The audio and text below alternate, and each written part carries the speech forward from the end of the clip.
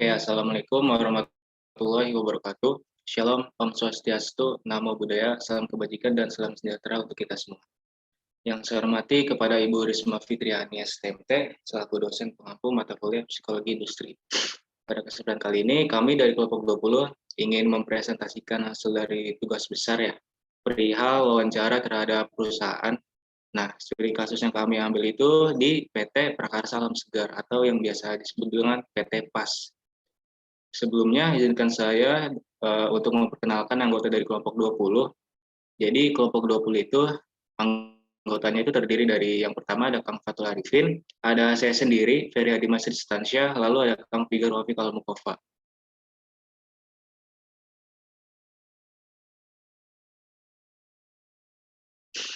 Nah, pembahasan yang akan dibahas itu ada beberapa outline di sini. Yang pertama itu ada job analysis, ada rekrutmen karyawan, ada employment agencies of search firms, ada employee referrals, ada direct mail, ada internet, ada job fairs, ada incentives, ada non-traditional population, ada perubahan perusahaan, dan juga ada pemberdayaan karyawan. Nah, sebagai gambaran, di sini ada latar belakang dari perusahaan tersebut ya. Jadi seperti yang saya bilang tadi, studi kasus yang kami ambil itu di PT Prakarsa Alam Segar atau orang sekitar itu biasa menyebut dengan PT PAS. Nah, PT ini itu merupakan salah satu produsen produk mie instan terbesar di Indonesia yang telah berdiri sejak tahun 2003 dengan nama brandnya itu Mie Sedap. Nah, PT ini itu menempati lahan seluas 18 hektar yang terletak di Bekasi Utara, Jawa Barat. Nah, PT ini juga merupakan anak buah perusahaan atau di bawah naungan Wings Group yang dimana grup ini tuh mempunyai komitmen untuk menghasilkan produk yang berkualitas. Nah, hal tersebut itu direalisasikan dengan berbagai macam uh, sebelumnya, Kang. Masih lanjut. Nah, hal tersebut itu tuh direalisasikan dengan berbagai macam sertifikasi yang telah didapat oleh perusahaan tersebut. Jadi, perusahaan itu telah memiliki sertifikasi seperti sudah memiliki sertifikasi ISO 14001, ISO 9001, ada juga ISO 22000, lalu ada OHSAS 18001, dan perusahaan ini juga telah disertifikasi cap halal oleh MUI.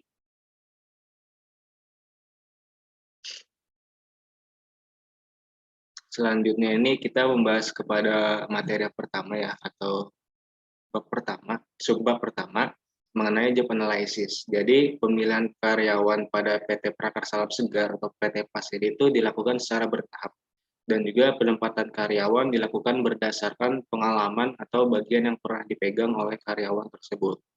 Nah, bagian yang pernah dipegang ini.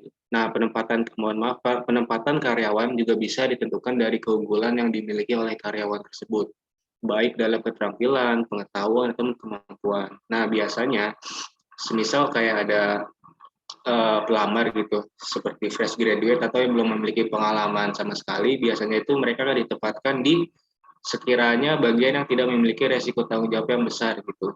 Sedangkan kalau para pelamar yang sudah memiliki pengalaman dalam bidang kerjanya, biasanya itu mereka akan ditempatkan sesuai dengan bagian yang pernah dipegang, seperti itu. Selanjutnya, pembahasan mengenai rekrutmen karyawan. PT Prakarsa Alam Segar ini tuh menggunakan jasa penyalur kerja. Perusahaan ini tuh juga melakukan berbagai macam pengiklanan dalam melakukan rekrutmen dengan memanfaatkan situs website seperti Jobstreet, LinkedIn, Locker2, dan juga telah memanfaatkan berbagai macam media sosial seperti Instagram dan juga Telegram untuk melakukan penyebaran informasi mengenai lowongan kerja.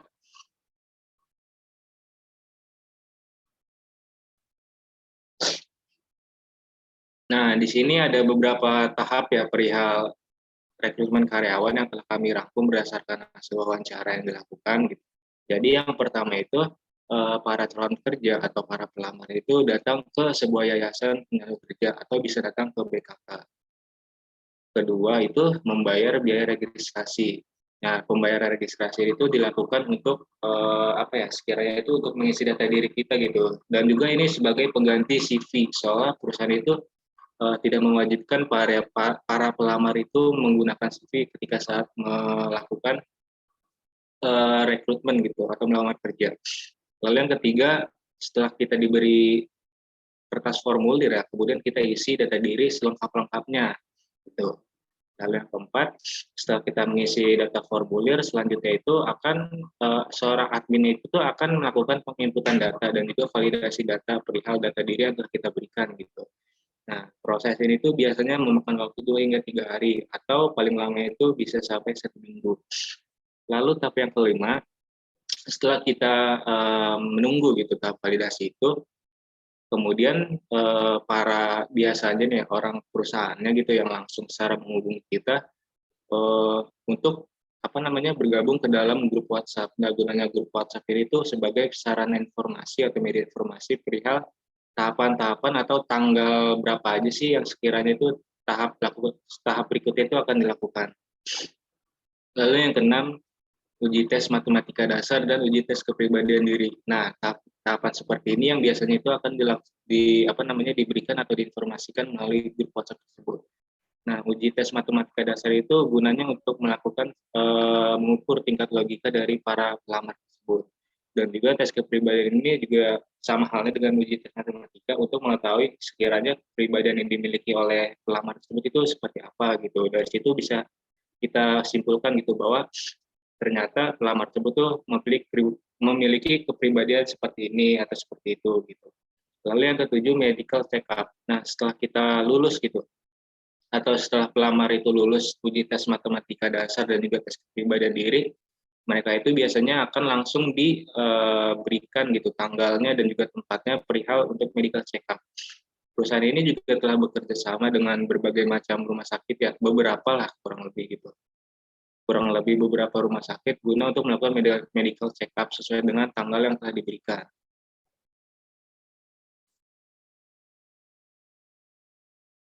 Selanjutnya itu employment agencies and search firms. Jadi agen tenaga kerja ini tuh beroperasi dengan salah satu atau dari dua cara. Mereka itu menagih perusahaan atau pemohon ketika pemohon itu mengambil pekerjaan. Nah, PT Prakarsa Alam Segar itu juga menggunakan perekrut keluar ya atau agensi gitu. Jadi seperti kayak agen yayasan tenaga kerja ataupun PTN itu juga bekerja sama dengan BKK gitu. Nah, biasanya mereka ini tuh juga apa ya namanya ya, BKK ini tuh juga bekerja sama dengan perusahaan-perusahaan lain, nggak hanya perusahaan ini juga gitu. Nah, BKK itu sendiri merupakan sebuah lembaga yang dibentuk oleh SMK, baik negeri maupun swasta, sebagai unit pelaksana yang melayani dan juga memberikan informasi terkait pekerjaan, pemasaran, penyaluran, dan juga penempatan tenaga kerja. Jadi BKK ini sendiri merupakan mitra dari Yayasan Tenaga Kerja atau Dinas Tenaga Kerja dan Transmigrasi atau Disnakertrans. Selanjutnya, manfaat dari BKK itu sendiri. Yang pertama, kita dapat memberikan pelayanan informasi ketenaga kerjaan kepada alumni dan juga para pencari kerja. Lalu yang kedua, dapat membina dan juga mengembangkan hubungan kerjasama dengan lembaga pemerintah atau swasta dalam dalam pengadaan informasi ketenaga kerjaan. Yang ketiga, melaksanakan kegiatan yang berkaitan dengan rekrutmen dan juga seleksi calon karyawan atau calon pekerja. Lalu yang keempat, dapat membina hubungan dengan alumni yang telah bekerja atau telah berhasil gitu dalam bidang usaha untuk membantu memberi peluang menyalurkan dan juga menempatkan alumni kerja.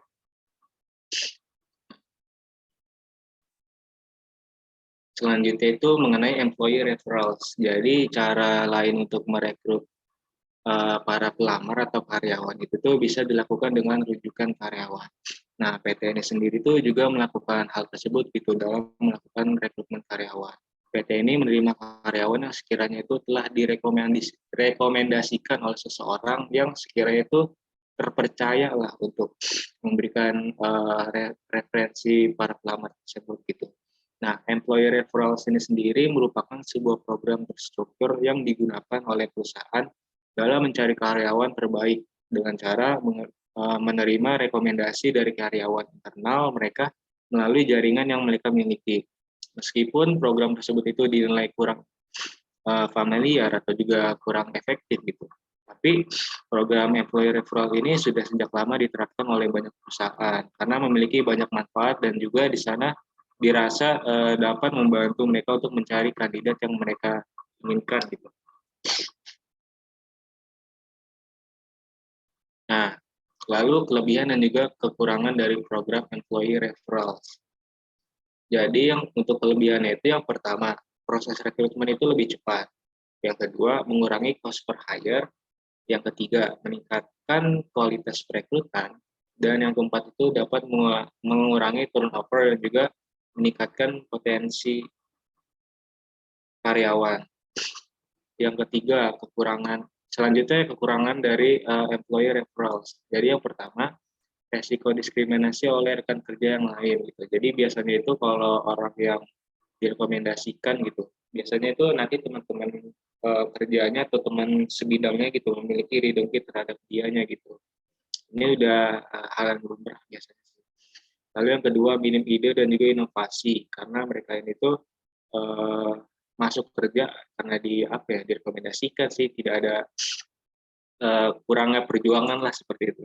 Lalu yang ketiga, potensinya itu dapat dimanipulasi.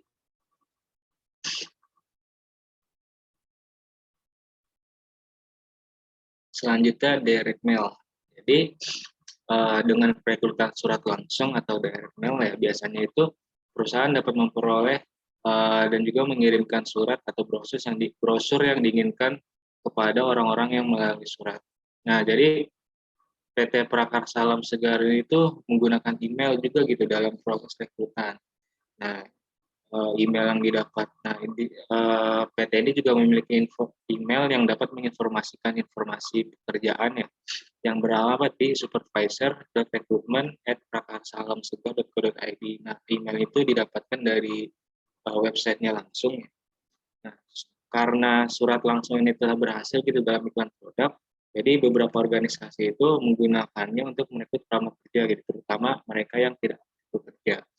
Nah, pada saat ini pesan langsung itu dapat melalui pesan elektronik atau email. Perekrutan direct mail itu sangat berguna untuk posisi yang melibatkan keterampilan khusus.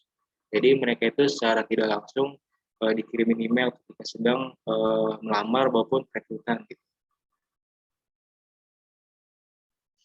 Selanjutnya internet ya. Nah, di sini ada sedikit penjelasan mengenai internet. Jadi internet itu terus menjadi sumber rekrutmen yang berkembang pesat. Manajer perekrutmen mengatakan bahwa mereka itu menerima 56% dari resume mereka secara elektronik. Jadi dari pernyataan tersebut itu tuh bahwa sekarang itu biasanya orang ya, atau HRD itu melakukan perekrutan melalui via online gitu. Sudah jarang sekali, bukan jarang ya, tapi karena dengan adanya melakukan rekrutmen melalui internet ya atau online itu tuh bisa mengurangi beberapa faktor gitu seperti lebih hemat tenaga, lebih hemat waktu dan juga lebih hemat biaya gitu. Terus biasanya tuh biaya transportasi ketika rekrutmen offline itu tuh. Nah, PT Prakarsa Alam Segar ini sendiri memiliki lowongan kerja yang terdapat pada internet gitu. Mereka ini atau PT ini tuh melakukan promosi seperti lowongan kerja itu seperti di Jobstreet, di LinkedIn, di Lokerku, Instagram, Telegram, dan juga masih banyak sekali situs-situs website ataupun media sosial yang dia gunakan. Nah, internet ini juga menjadi sumber rekrutmen yang berkembang pesat. Nah, upaya perekrutan internet ini biasanya mengambil salah satu dari dua bentuk. Situs website ini berbasis dan juga sistem perekrutan internet.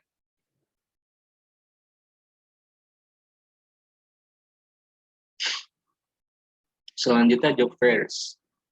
Pameran bursa kerja atau job fairs. Ini tuh merupakan kegiatan yang dalam rangka memfasilitasi para pekerja atau pencari kerja dengan pengguna kerja sehingga pekerja atau para pencari kerja ini tuh mendapatkan pekerjaan sesuai dengan minat, bakat dan juga kemampuannya. Dan juga para pencari tenaga kerja ya atau pengguna tenaga kerja itu mendapatkan tenaga kerja atau SDM yang berkualitas, terampil dan profesional sesuai dengan kualifikasi yang dibutuhkan.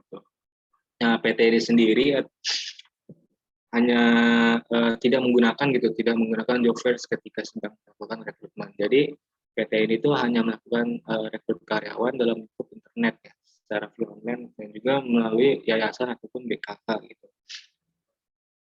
Terus job fair ini sendiri atau pesta lowongan kerja ya, ini tuh merupakan salah satu wadah bertemunya pihak HRD perusahaan dan juga para pihak pencari kerja.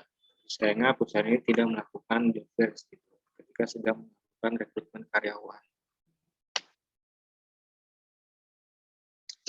Selanjutnya insentif. Jadi ketika tingkat pengangguran rendah, organisasi itu harus melakukan mengambil langkah-langkah ekstra untuk merekrut karyawan. Nah, salah satu langkah ini adalah menawarkan insentif bagi para karyawan untuk menerima pekerjaan dengan organisasi. Nah, PT Prakarsa Alam Segar ini tuh menerapkan bonus, tetapi hanya dilakukan atau diberikan itu terhadap karyawan yang statusnya itu bukan kontrak atau sudah menjadi karyawan tetap, yang sudah bekerja lama di sana gitu. Bagi karyawan yang masih berstatus kontrak, itu tuh dia hanya diberikan asuransi BPJS gitu.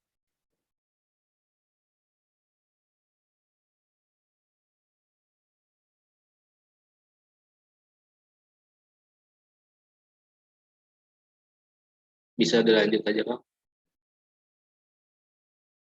Nah, selanjutnya non-traditional population. Ini tuh memiliki arti dalam kerjasama atau kemitraan dengan lembaga tertentu guna mengisi lowongan kerja yang ada pada perusahaan. Jadi PT Prakarsa Segar ini tuh seperti yang saya bilang tadi ya, itu bekerja sama dengan lembaga BKK atau Badan Ketenaga Kerjaan ketika sedang merekrut karyawan atau mengisi lowongan pekerjaan. Nah, metode ini tuh sebenarnya kurang berhasil ya, tapi banyak organisasi itu mencari pelamar yang potensial dari dan juga populasi non tradisional mereka dilakukan dengan metode ini gitu.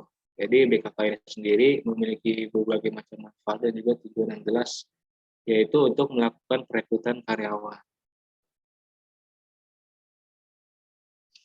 Selanjutnya kontrak kerja ya. Sebelumnya saya udah bilang ya bahwa PT ini tuh menerapkan sistem kontrak untuk para SDM-nya atau para pekerjanya ya. Jadi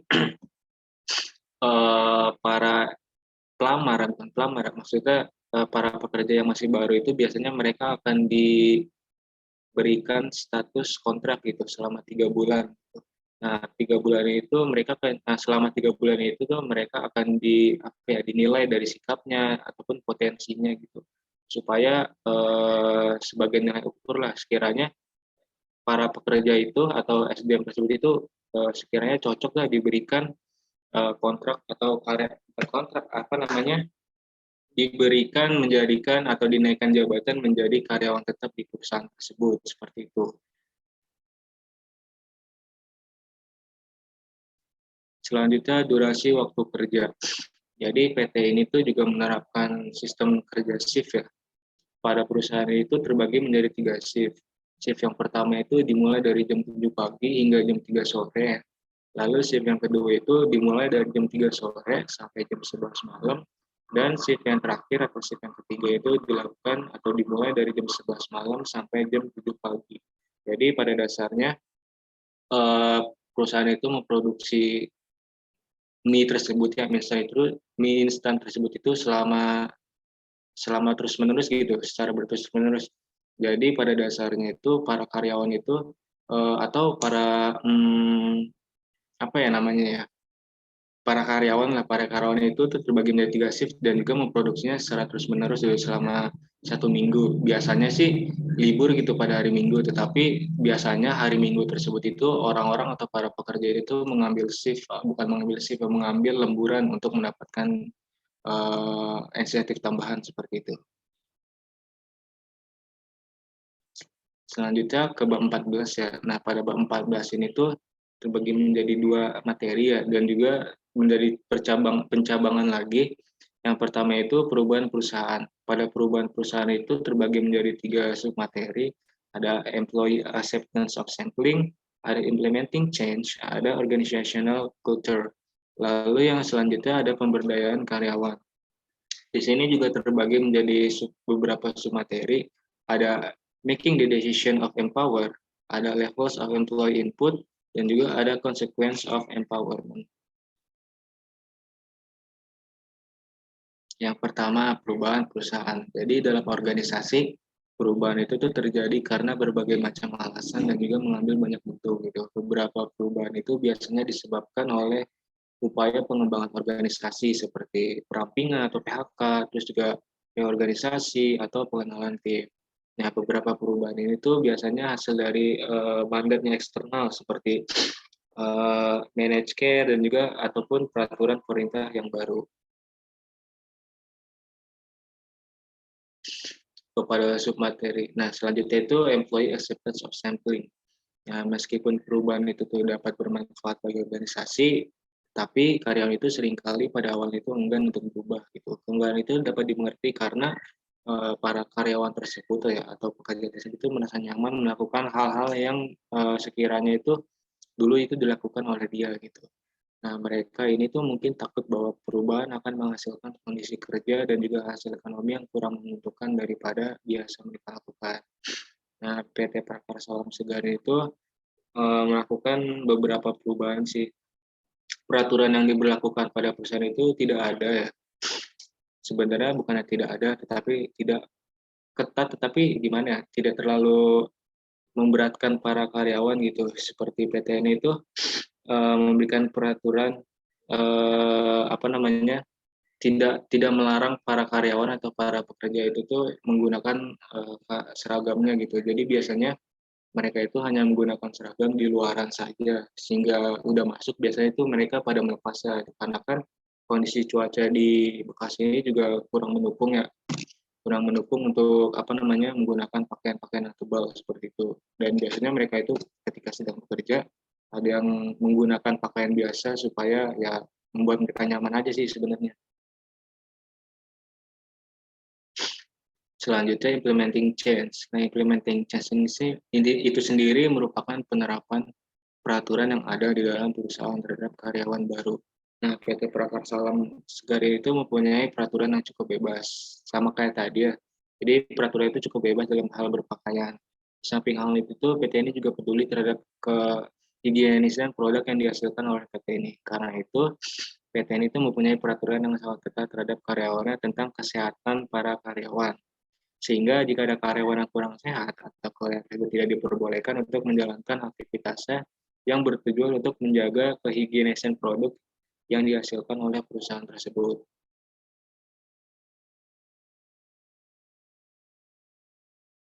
Lalu organizational culture. Selanjutnya ini jadi ini tuh merupakan budaya yang diterapkan dalam perusahaan tersebut yang tidak ada di dalam perusahaan lain. Dalam PT Prakarsa Segar, budaya yang ada dalam aktivitas produksinya itu namun tidak ada di perusahaan lain, yaitu karyawan yang beraktivitas dalam produksi itu diperbolehkan menggunakan baju bebas atau pakaian bebas atau tidak menggunakan seragam khusus untuk produksi barang. Sebenarnya enggak, bukannya tidak ada ya, bukannya tidak ada di perusahaan lain, mungkin jarang ya perusahaan tersebut menerapkan hal ini.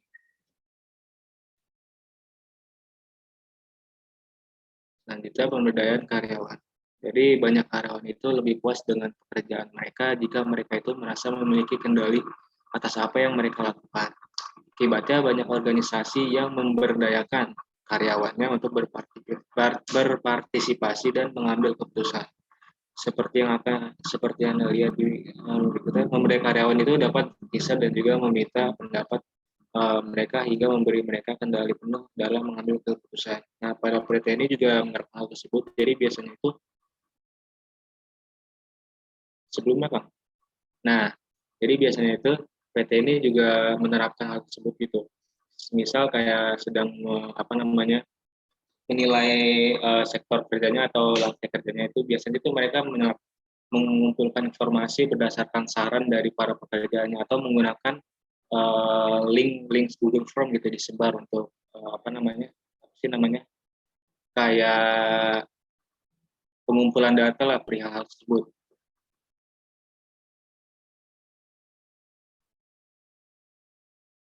Selanjutnya making the decision to empower.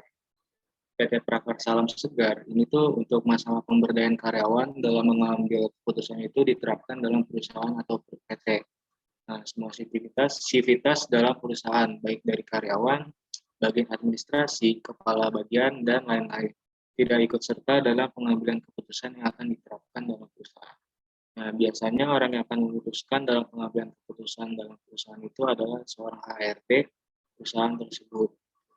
Karena orang HRD itu memiliki apa namanya, kendali penuh terhadap misalnya kayak perekrutan seperti itu.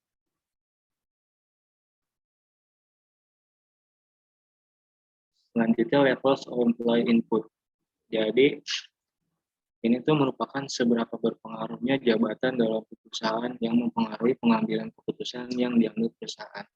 Nah, berdasarkan keterangan, jadi PT Prakarsa Salam Segara itu ketika sedang pengambilan keputusan perusahaan, jabatan merupakan yang terpenting dalam dikarenakan orang yang sudah menduduki jabatan tersebut tuh sudah seharusnya paham mengenai peraturan-peraturan yang boleh atau tidaknya dalam perusahaan agar para pekerja itu nyaman dalam aktivitas pekerjaannya.